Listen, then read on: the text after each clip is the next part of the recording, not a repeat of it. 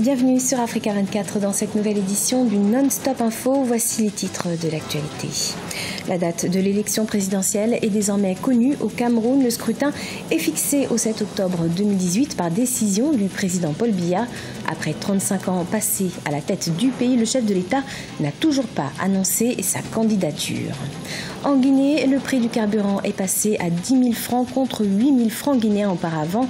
Une récente décision du gouvernement que fustige l'opposition et les syndicats et qui a fortement impacté sur les produits de base. Et puis, le Maroc adopte une nouvelle politique de santé. Un plan d'action pour 2025 est actuellement en projet. Il prévoit notamment la création de nouveaux hôpitaux. Mais tout d'abord, un nouveau gouvernement en Côte d'Ivoire. Après la dissolution du précédent gouvernement ce 4 juillet 2018, une nouvelle équipe a pris place. 6 postes de ministres et de secrétaires d'État ont été ajoutés, passant ainsi à 41. Tous les ministres du Parti démocratique de Côte d'Ivoire ont été reconduits. Néanmoins, cette décision reste source de tension entre le parti de Roch Conan, Bédié et le pouvoir. 10 nouvelles personnalités favorables au parti unifié ont également fait leur entrée, parmi lesquelles Mabri Touakeus au poste de ministre de l'Enseignement supérieur et de la Recherche scientifique, Sidiki Konaté qui devient ministre de l'Artisanat, ainsi qu'Anoblé Félix, secrétaire d'État auprès du ministre du Commerce.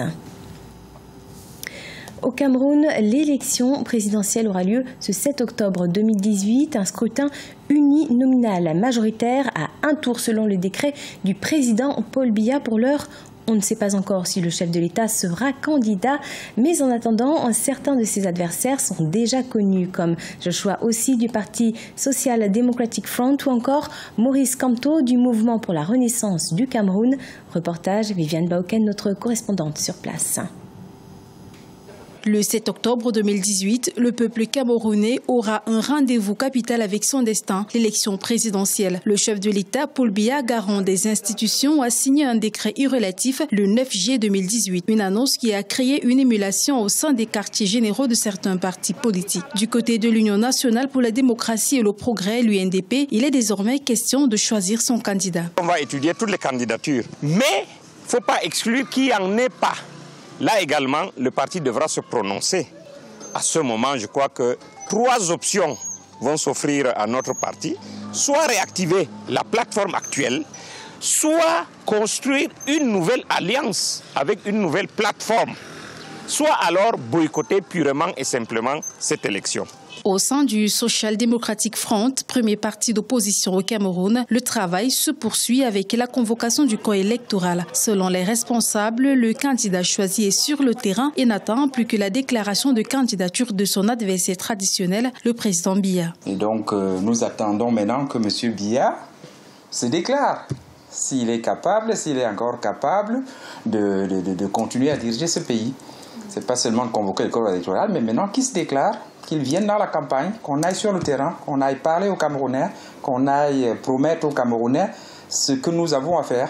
Cette convocation du corps électoral qui vient mettre fin aux inscriptions sur les listes électorales lance également le compte à rebours qui conduira les électeurs aux urnes dans un délai de 3 mois.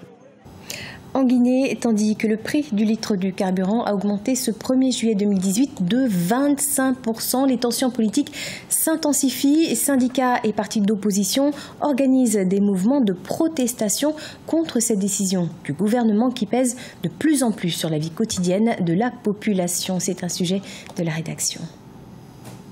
En Guinée, plusieurs syndicats ont appelé à protester contre la hausse des prix du carburant. En effet, le prix du litre de carburant est passé ce 1er juillet 2018 de 8 000 à 10 000 francs guinéens, une situation qui a fortement impacté sur les produits de base et que dénonce la société civile. Tout ce que j'ai l'habitude d'acheter, c'est augmenté. L'oignon, c'était à 5 000 francs. Aujourd'hui, on est venu, on a trouvé que c'est augmenté.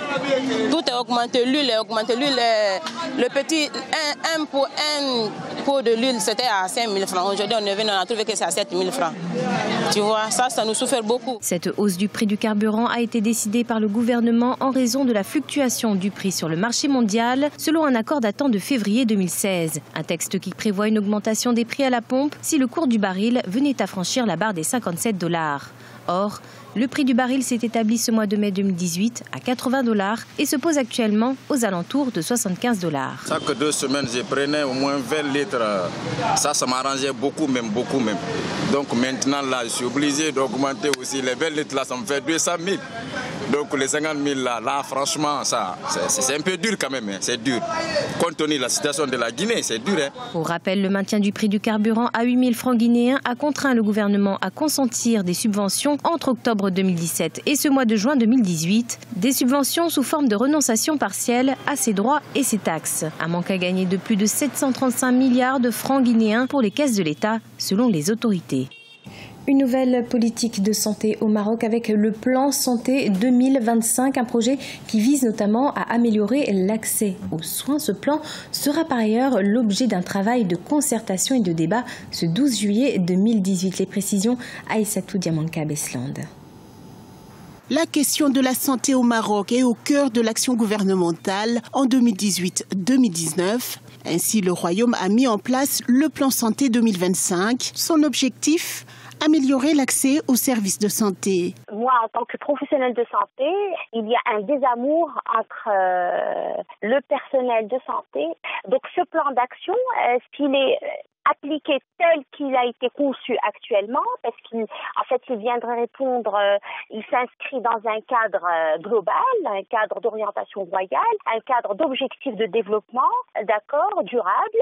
Je pense qu'il est grand temps pour le ministère de la Santé d'adopter une vision holistique de la santé et d'adopter une politique transversale au lieu des fameuses politiques traditionnelles. Le gouvernement entend également optimiser l'accès aux médicaments, le renforcement du programme de santé dédié aux femmes et aux enfants avec la création de pôles d'excellence régionaux multidisciplinaires. Il y a eu des acquis majeurs. Moi, en tant que gynécologue obstétricienne, je suis concernée par la mortalité materno-infantile. Il y a eu une baisse de la mortalité maternelle de 112 pour 100 000 naissances vivantes à 72,6 pour 100 000 naissances vivantes, ce qui est une avancée spectaculaire au Maroc. Le Maroc était vraiment à la traîne dans ce domaine, mais là, il est en train de réaliser des objectifs. Certes, je pense que ce plan d'action 2025 répondrait à cette problématique. En effet, 4 mois après sa présentation, le plan Santé 2025 fera l'objet d'un travail de concertation et de débat le 12 juillet 2018. La Coupe du Monde de football se poursuit en Russie. Un très beau match que nous ont offert les Bleus face à la Belgique ce mardi 10 juillet. 1-0, c'est le score final en faveur de la France. Et pour en parler, José Douglas, notre spécialiste du sport. Bonjour José. Bonjour Solange.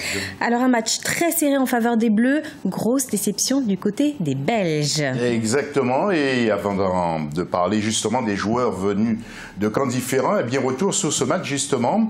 Un match extraordinaire que les Belges ont dominé dans les premières minutes, mais il y avait un grand gardien chez les Bleus, Hugo Lloris, et vers la 51e minute de jeu, Samuel Umtiti monte plus haut que Fellaini pour inscrire ce fameux et seul but qui propulsait les Français en finale. Pourtant, eh bien, plusieurs assauts ont été menés vers le but français, mais rien à faire, on n'a pas beaucoup vu Lukaku, mais dans chaque camp des joueurs venus d'horizons différents, comme je le disais, avec côté belge Witzel, de parents antillais, Lukaku du Congo, Fellaini de l'Algérie, Chadli du Maroc, compagnie de père congolais, et Moussa Dembélé qui a vécu pendant longtemps du côté de la Tunisie. Et puis côté français, Paul Pogba, vous le savez, il est de parents guinéens, N'Golo Kanté d'origine malienne, Matuidi Angola, Varane antillais et Mbappé, il est camerounais et algérien.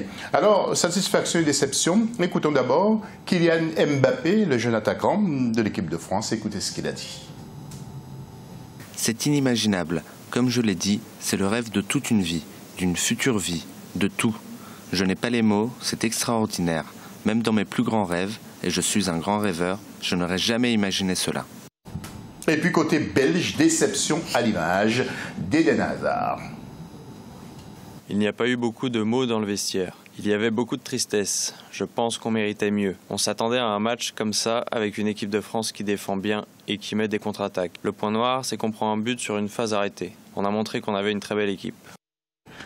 Et puis, justement, nous allons voir le tableau de ces résultats. Donc, à Saint-Pétersbourg, l'équipe de France a battu la Belgique 1-0. Et puis, ce mercredi 11 juillet à Moscou, 18h GMT, Croatie contre l'Angleterre. Et on saura donc ce mercredi 11 juillet quelle équipe fera face à la France en finale juste après la rencontre Croatie-Angleterre. Et je sens, Solange, que ça vous passionne, un match qui s'annonce absolument difficile, compliqué et indécis, peut aller aux prolongations. Analyse justement avec ce tableau que vous allez voir. Donc tout d'abord, Croatie par le passé, c'est une équipe qui a impressionné. Les damiers ont toujours aligné de grands joueurs. Souvenez-vous des Bilic, Kovac, Prosinecki, Mandzukic qui est toujours là, Olic, Suker. L'équipe de Croatie avec 5 participations en Coupe du Monde s'appuiera sur le milieu du Real, Luka Modric. Et puis l'Angleterre, c'est Harry Kane, l'homme le plus dangereux, mais attention à Sterling, Rashford, 12e au classement FIFA. Les Anglais ne lâcheront rien, 15 participations en Coupe du Monde et vainqueur en 1966. Et Solange, pour terminer, un focus sur 2 joueurs. Tout d'abord, nous allons le voir, Mario Mandzukic, attaquant de la Juventus, l'un des maîtres à jouer de cette équipe croate, a connu plusieurs équipes et non des moindres, le Bayern ou encore l'Atlético de Madrid. Vous le voyez, donc après un de ses buts. Et puis côté anglais, Raheem Sterling, ailier droit, né à Kingston, à la Jamaïque, qui connaît bien le reggae, seulement 23 ans. Il n'a connu que 2 clubs, Liverpool et aujourd'hui Manchester City. Attention à ce garçon. C'est noté, José. Merci pour ces précisions. C'est la fin de ce journal. Dans quelques instants, une nouvelle édition de l'actualité sur Africa 24.